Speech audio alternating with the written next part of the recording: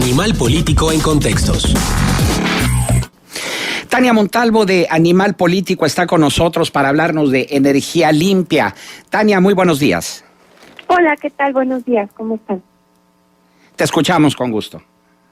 Gracias. Pues, les quería comentar, en Animal Político tenemos un trabajo especial en este ejercicio que hemos empezado a hacer desde hace un año de revisión del discurso, llamado El Sabueso. En esta ocasión lo hicimos con el tema de energías limpias durante el gobierno de Enrique Peña Nieto, porque nos encontramos con que Presidencia y el gobierno de Peña Nieto han estado manejando datos pues bastante positivos respecto a cómo ha avanzado en el país el tema de generar energía eléctrica con fuentes limpias, no contaminantes. La frase específica del presidente Peña Nieto fue que durante 2015, el año que recién terminó, disminuyó un 48% el uso de combustible, que pues como sabemos es una de las fuentes de energía combustible fósil más contaminantes.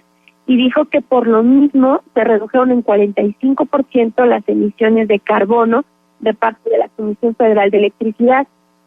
El Sabueso y Animal Político revisamos esta frase y bueno, nos encontramos con que el presidente en realidad está utilizando datos incorrectos y los está exagerando, porque si bien es cierto que en México se ha reducido en 48% el uso de combustible, de este combustible fósil, esto ha sido en un acumulado desde 2012, es decir, no ha ocurrido como el presidente lo está diciendo durante 2015, sino es un avance que ha tenido el país durante 3 años.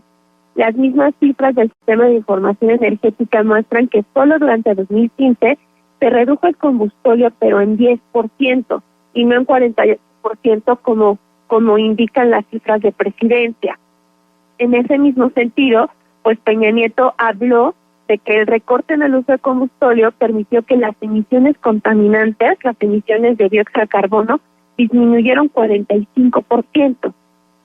Esta cifra, en realidad, no corresponde a las emisiones totales de CFE, porque CFE no nada más por un lado, no nada más utiliza combustible para generar electricidad, y tampoco es la única emisión contaminante que tiene emisiones contaminantes por otras fuentes de energía y otros gases. Revisando los datos del mismo Centro Mario Molina y de la CFE sobre cómo han disminuido las emisiones contaminantes, nos encontramos que estas han bajado solo 15% y no nada más 45%, y no solo 45% como dijo el presidente Peña Nieto. Como les decía, estos datos pues no nada más han sido reproducidos por el presidente Peña Nieto, en particular este viernes, que tuvo una visita al Estado de México para la inauguración de una fábrica de paneles solares.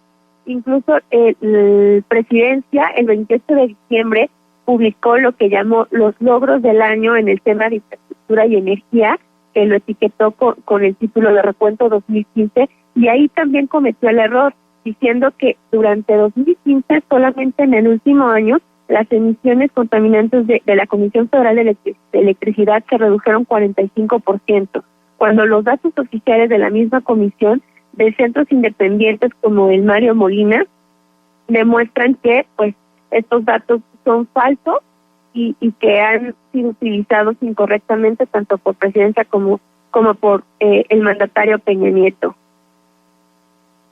Muy, muy, muy importante la labor que hace Animal Político a través del Sabueso al pues descubrir las prácticamente pues imprecisiones, vamos a llamarle como un eufemismo, de nuestra clase política. Pero ¿qué ha pasado después de este ejercicio que han venido haciendo en los últimos meses?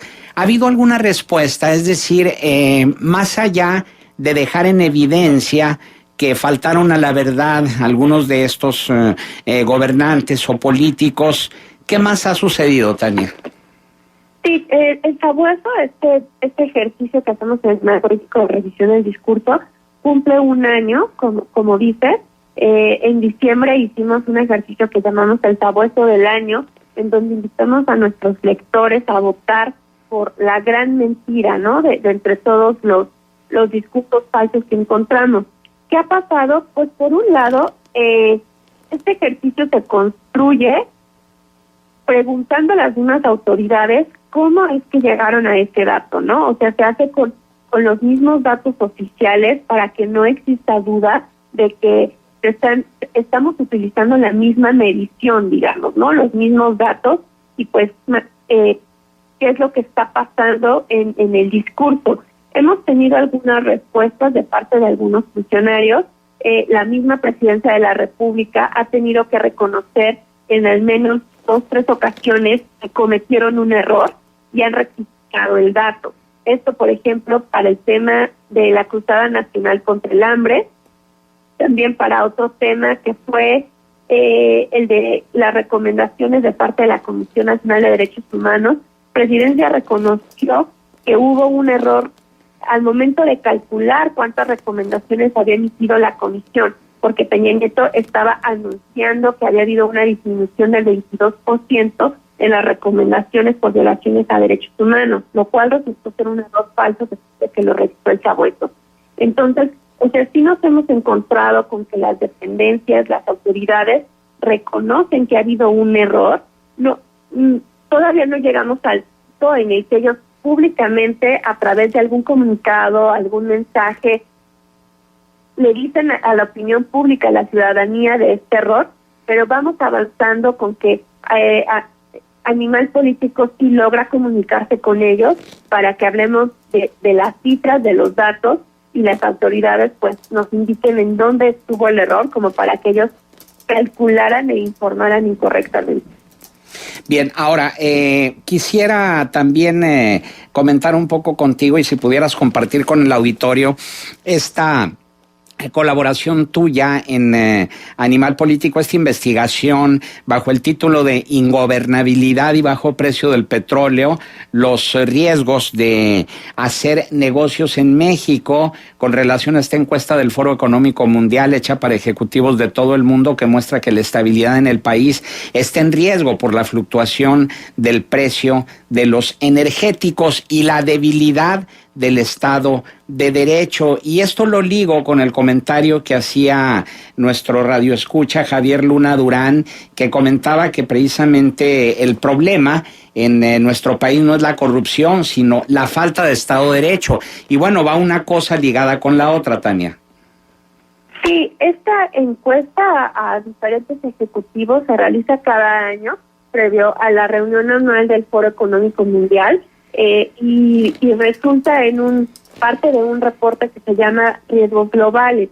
En esta ocasión pues revisamos el reporte y vimos que en el caso particular de México existen 2 grandes riesgos. Los riesgos que analiza, que califica el reporte del Foro Económico Mundial son diversos, ¿no? Desde económicos, naturales, incluso ya existen los riesgos digitales. Para el caso particular de México, en primer lugar, el gran riesgo que existe para poder hacer negocios y garantizar la estabilidad financiera es la baja en el precio de los energéticos. La baja en los precios de los energéticos, que como sabemos, pues México es un productor de petróleo, y el petróleo, pues de haber estado encima de los $100 hace año y medio, pues actualmente se encuentra el barril luchando por mantenerse arriba de los $20. Esto pues evidentemente, según el Foro Económico Mundial, implica inestabilidad económica para los países productores por la generación de empleo, que puede provocar desempleo en diversos sectores, y que quizá el Estado no va a tener capacidad para tener los ingresos que tiene planeados justamente para poder seguir con los planes anuales, ¿no? En el caso de México, específicamente, pues se pretendía que con una mezcla, el precio de la mezcla aproximadamente en $50, iba a poder recaudar alrededor del 2% del PIB en ingresos petroleros, ¿no? 2.5%. Y sin embargo, pues ahorita la mezcla mexicana ya está, como había mencionado antes, en los $20. Entonces hay ciertos cálculos que dicen que los ingresos petroleros que va a obtener el gobierno federal pues van a disminuir, y va a tener que haber como cierto acomodo en los ingresos y en el gasto federal. Otro tema que es el que mencionabas, que es el segundo riesgo para hacer negocios en México, según según este reporte del Foro Económico Mundial, es la incapacidad de gobernar, es decir, corrupción, la debilidad del Estado de Derecho, la impunidad, el poder que puede tener el crimen organizado y el estancamiento político. Si bien México no se encuentra entre las 14 naciones que tienen como principal riesgo la ingobernabilidad, sí es un riesgo bastante importante para México por el tema principalmente de la corrupción y de la impunidad, que como sabemos, por un lado, 7 de cada 10 ciudadanos no denuncian un delito porque consideran que no va a pasar nada. Pero una vez denunciado, pues prácticamente el mismo o un porcentaje todavía mayor de estas denuncias pues se quedan en la impunidad.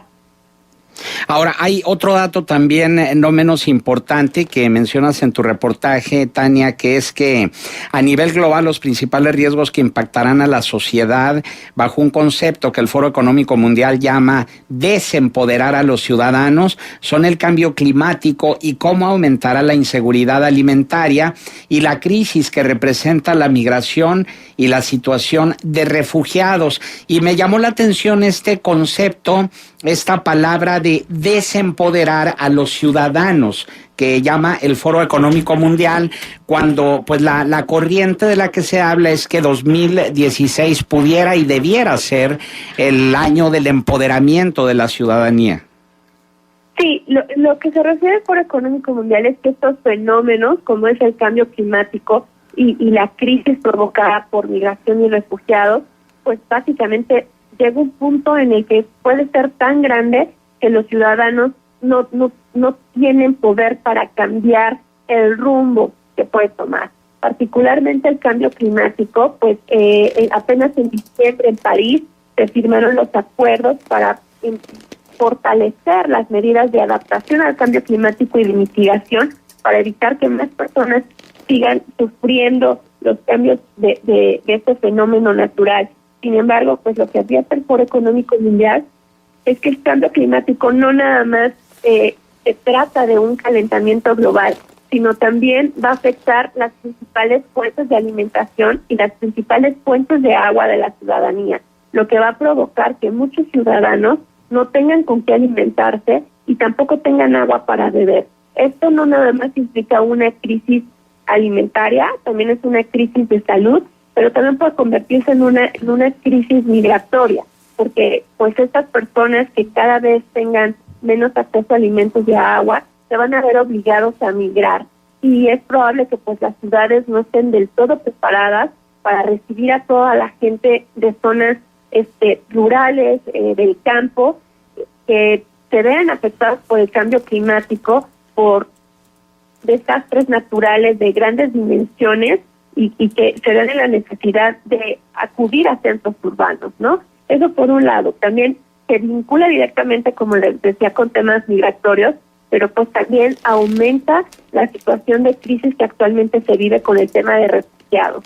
Gente que actualmente pues está huyendo de crisis de violencia en sus países y que además pues va a tener que empezar a huir por falta de alimentación y por falta de acceso al agua.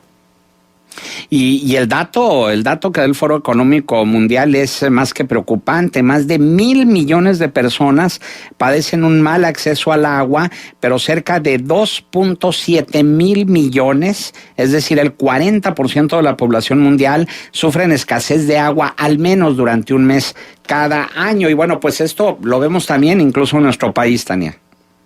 Sí. México es un país pues gravemente afectado por el cambio climático. Todavía no se ubica, según la comunidad internacional, entre los países más vulnerables, pero sí es un país altamente vulnerable. No nada más pues por la situación de, como hablabas, de escasez de agua, sino también pues porque por un lado México es víctima de escasez de agua, de sequías, y por otro lado de inundaciones y grandes fenómenos naturales, como hemos visto durante el último año.